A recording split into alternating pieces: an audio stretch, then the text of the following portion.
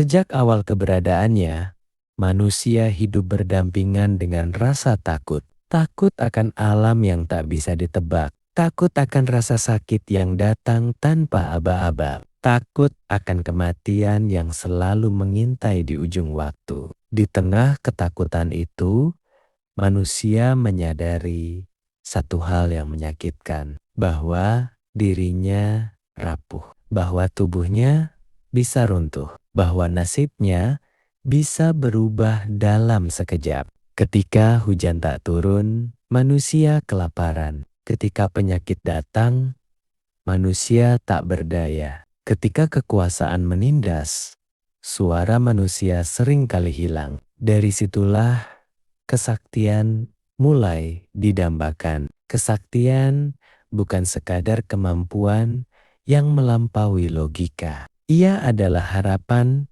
yang dibungkus kekuatan. Ia adalah mimpi tentang dunia di mana manusia tidak lagi menjadi korban keadaan. Manusia ingin bisa berdiri tegak, bukan karena dunia baik padanya, tetapi karena ia cukup kuat untuk menghadapi dunia yang kejam. Ketika seseorang merasa kecil, ia membayangkan dirinya besar. Ketika ia sering kalah, ia membayangkan kemenangan. Ketika hidup terasa menekan, kesaktian menjadi pintu pelarian yang tampak menjanjikan. Dalam dongeng, legenda, dan kisah para leluhur, tokoh sakti selalu muncul sebagai penyelamat. Ia datang ketika keadilan runtuh. Ia bangkit saat harapan hampir padam. Tanpa disadari, manusia memproyeksikan keinginannya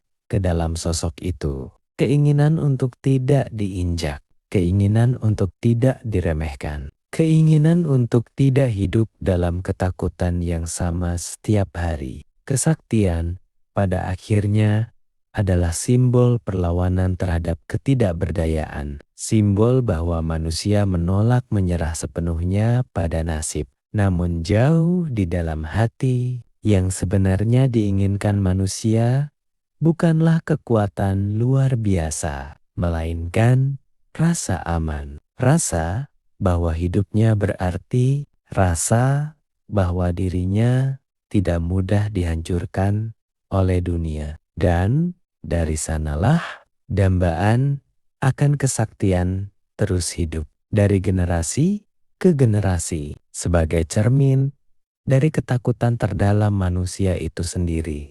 Saat seseorang mulai merasakan kekuatan, perubahan tidak hanya terjadi pada dirinya, tetapi juga pada cara dunia memandangnya. Langkahnya terasa lebih mantap, suaranya lebih didengar. Tatapan orang lain mengandung rasa segan, bahkan kekaguman. Kesaktian memberi tempat. Ia mengangkat seseorang dari keramaian, menjadikannya pusat perhatian, memberinya posisi dan seringkali kuasa. Namun disinilah ujian sesungguhnya dimulai. Karena kekuatan yang terlihat mudah menumbuhkan rasa lebih hebat, lebih pantas, lebih layak daripada yang lain. Kesaktian yang awalnya dicari untuk bertahan hidup, perlahan berubah menjadi alat pembuktian diri. Bukan lagi tentang perlindungan, melainkan tentang pengakuan. Semakin kuat seseorang, semakin besar godaan untuk menunjukkan kekuatannya. Semakin tinggi ia berdiri, semakin sulit baginya melihat orang lain sebagai sesama. Kekuatan tanpa kebijaksanaan ibarat pedang tajam di tangan yang gemetar. Ia bisa melindungi, tetapi juga bisa melukai tanpa disadari. Sejarah mengajarkan satu pelajaran berulang. Banyak orang jatuh bukan karena kekurangan kekuatan, melainkan karena tidak mampu mengendalikan kekuatannya sendiri. Kesombongan tumbuh perlahan, keinginan untuk dipuja menguat, dan pada akhirnya kesaktian yang dulu menjadi pelindung berubah menjadi beban. Seseorang mulai hidup dalam kewaspadaan, takut disaingi, takut kehilangan pengaruh, takut kekuatannya pudar. Kesaktian yang lahir dari ketakutan akan terus memelihara ketakutan itu. Ia tidak pernah memberi ketenangan sejati. Hingga suatu hari dalam keheningan muncul pertanyaan yang tak bisa dihindari. Jika aku sudah sekuat ini, mengapa hatiku masih gelisah? Kesaktian sejati tidak selalu tampak oleh mata. Ia tidak selalu disertai sorak-sorai atau kekaguman dari banyak orang. Seringkali kesaktian hadir dalam bentuk yang sunyi, dalam keteguhan, dalam ketenangan, dalam kemampuan untuk tetap utuh di tengah guncangan. Manfaat terbesar kesaktian bukanlah kemampuan menundukkan orang lain, melainkan kemampuan menaklukkan diri sendiri. Orang yang benar-benar kuat mampu mengendalikan amarahnya. Ketika ia punya alasan untuk marah, mampu memilih diam. Ketika kata-kata bisa melukai, mampu melangkah pergi. Ketika ego menuntut pembuktian, kesaktian seperti ini tidak menciptakan rasa takut, melainkan rasa aman. Tidak melahirkan jarak, melainkan kepercayaan. Ia tahu kapan harus berdiri tegak. Ia tahu kapan harus merendah. Ia tidak merasa perlu menunjukkan kekuatannya, karena kedalaman jiwanya sudah cukup berbicara. Manfaat kesaktian sejati adalah kebebasan batin. Bebas dari dorongan untuk selalu menang. Bebas dari kebutuhan untuk selalu diakui. Bebas dari ketakutan kehilangan harga diri. Pada akhirnya, manusia yang paling sakti bukanlah yang mampu menguasai dunia, melainkan yang mampu hidup selaras dengannya. Ia tidak melawan takdir dengan amarah, tetapi menyapanya dengan kesadaran. Ia tidak menantang kehidupan, tetapi menjalaninya dengan penuh makna. Dan ketika kesaktian dimaknai seperti itu, ia tidak lagi menjadi tujuan akhir, melainkan jalan. Jalan menuju kedewasaan jiwa, menuju ketenangan, menuju kemerdekaan sejati. Dalam ajaran Buddha, kesaktian bukanlah sesuatu yang asing. Ia dikenal, ia diakui. Namun sejak awal, ia ditempatkan dengan sangat hati-hati. Pada masa Buddha hidup, banyak pertapa dan yogi memiliki kemampuan luar biasa. Ada yang mampu berjalan di atas air. Ada yang bisa membaca pikiran. Ada pula yang dapat memperlihatkan keajaiban di hadapan orang banyak. Kesaktian dalam istilah Buddhis disebut sebagai kekuatan adikodrati. Ia bisa muncul dari latihan batin yang mendalam, dari konsentrasi yang tajam, dari pikiran yang terlatih dan terfokus. Namun, Buddha melihat sesuatu yang lebih dalam. Beliau memahami bahwa kesaktian meskipun tampak menakjubkan, tidak menyentuh akar penderitaan manusia. Seseorang bisa terbang di udara, namun tetap terikat oleh keserakahan. Seseorang bisa mengetahui masa lalu, namun masih dikuasai oleh kebencian. Seseorang bisa melakukan keajaiban, namun tetap tenggelam dalam kebodohan batin. Bagi Buddha, penderitaan tidak lahir karena manusia kurang kuat, melainkan karena manusia salah memahami dirinya sendiri. Kesaktian mungkin membuat orang kagum, tetapi kekaguman tidak menghapus duka. Keajaiban mungkin memikat, tetapi tidak memutus rantai kelahiran dan kematian. Itulah sebabnya Buddha tidak pernah menjadikan kesaktian sebagai tujuan. Ia tidak menolak keberadaannya, tetapi juga tidak mendorong pencari kebenaran untuk mengejarnya. Karena menurut Buddha, jika tujuan seseorang masih ingin dipuja, ingin diakui, ingin terlihat istimewa, maka batinnya masih terikat. Dan batin yang terikat, sekuat apapun, tetap belum bebas.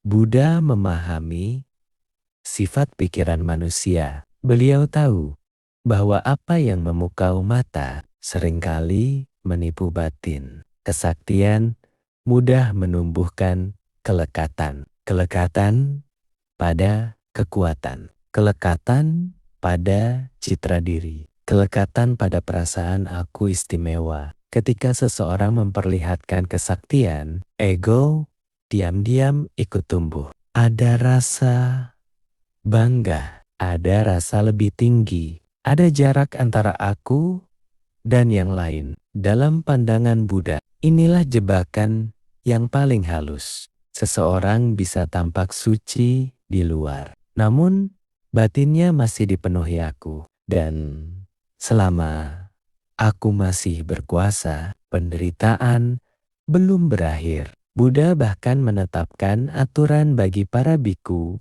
agar tidak mempertontonkan kesaktian kepada masyarakat. Bukan karena kesaktian itu salah, melainkan karena dampaknya pada batin. Baik bagi yang mempertunjukkan maupun bagi yang menyaksikan. Orang yang menyaksikan bisa terjebak pada pemujaan buta. Orang yang mempertunjukkan bisa terjebak pada kesombongan halus. Keduanya menjauh dari pembebasan. Buddha mengajarkan bahwa mukjizat tertinggi bukanlah berjalan di udara, melainkan mengubah batin yang penuh kebencian menjadi batin yang penuh welas asih. Bukan mengetahui pikiran orang lain, melainkan memahami pikiran sendiri. Bukan menguasai dunia luar, melainkan melepaskan belenggu di dalam diri. Karena selama batin masih dikuasai nafsu, kebencian, dan kebodohan, kesaktian apapun hanya akan memperpanjang penderitaan dalam bentuk yang lebih halus. Dalam ajaran Buddha, kesaktian sejati tidak bersifat spektakuler. Ia tidak mengundang sorak. Ia tidak mencari pengakuan. Kesaktian sejati adalah kebebasan batin. Ketika seseorang mampu melihat keinginannya tanpa diperbudak olehnya, disitulah kekuatan sejati muncul. Ketika seseorang mampu merasakan amarah tanpa dikuasai olehnya, disitulah kemenangan sejati terjadi. Buddha menyebut ini sebagai penaklukan diri, dan menurut beliau, menaklukkan diri sendiri jauh lebih agung daripada menaklukkan 1000 orang di medan perang. Kesaktian sejati adalah kebijaksanaan yang melihat segala sesuatu apa adanya, melihat bahwa semua yang lahir pasti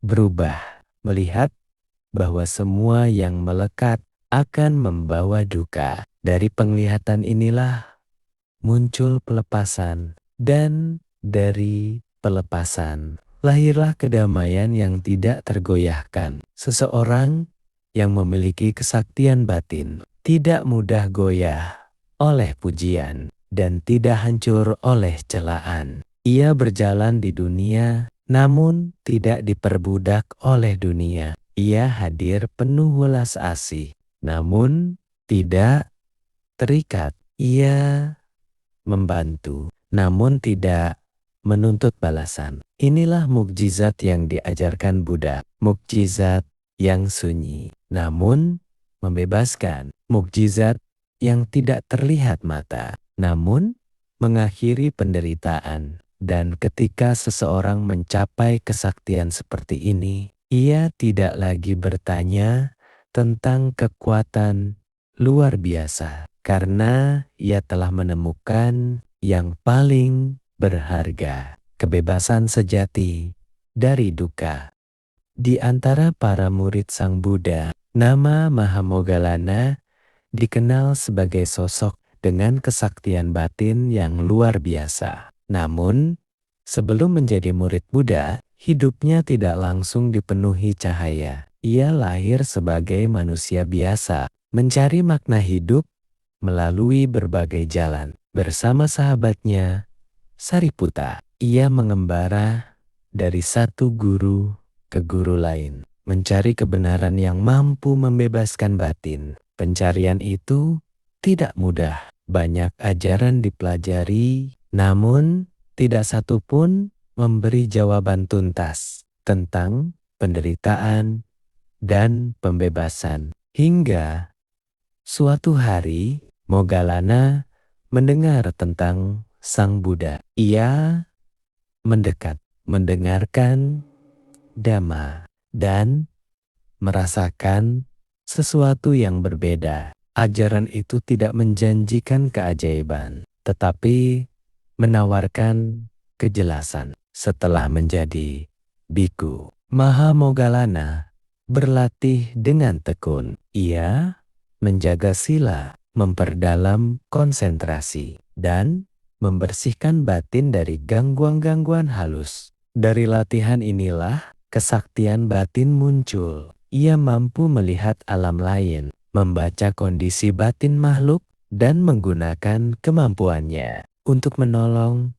dan membimbing. Namun, Sang Buddha selalu mengingatkan, kesaktian bukan tujuan. Kesaktian hanyalah akibat sampingan dari batin yang terlatih. Mahamoggallana memahami hal itu. Ia tidak memamerkan kemampuannya. Ia menggunakannya dengan welas asih, tanpa kesombongan, tanpa kelekatan. Hingga akhir hidupnya, ia dikenal bukan hanya karena kesaktiannya, tetapi karena kerendahan hati dan kesetiaan pada jalan pembebasan. Dari Moggallana, kita belajar bahwa kesaktian sejati lahir bukan dari keinginan untuk hebat, melainkan dari disiplin batin yang mendalam. Jika Mahamoggallana dikenal karena kekuatan batinnya, maka Sariputta dikenal karena kebijaksanaannya. Sejak muda, Sariputta memiliki kecerdasan tajam dan pikiran yang kritis. Ia tidak puas dengan jawaban dangkal. Ia ingin memahami kehidupan hingga ke akar-akarnya. Perjalanan spiritualnya dimulai dengan kegelisahan yang sama seperti manusia lain. Mengapa hidup penuh penderitaan? Dan adakah jalan keluar yang sejati? Ketika akhirnya bertemu dengan ajaran Sang Buddha, Sariputta seakan menemukan rumah batin. Ajaran tentang sebab akibat, tentang ketidakkekalan, tentang lenyapnya kelekatan, menjawab pertanyaan yang lama ia simpan. Kesaktiannya tidak berupa keajaiban yang terlihat. Kesaktiannya adalah kemampuan memahami Dhamma dengan sangat dalam dan jernih. Ia mampu menjelaskan ajaran Buddha dengan bahasa yang terstruktur, tenang, dan menembus batin pendengarnya. Banyak biku mencapai pencerahan karena bimbingan Sariputta. Ia tidak mengajar dengan suara keras, tidak dengan ancaman, melainkan dengan kejernihan dan welas asih. Sang Buddha menyebutnya sebagai murid utama dalam kebijaksanaan. Namun, Sariputta tetap hidup sederhana. Ia tidak melekat pada pujian, tidak pula terikat pada kedudukan. Bagi Sariputta, kesaktian sejati adalah melihat segala sesuatu sebagaimana adanya, tanpa ilusi, tanpa penolakan, tanpa kelekatan. Dari hidupnya, kita belajar bahwa kebijaksanaan yang membebaskan jauh lebih agung daripada kekuatan yang memukau mata.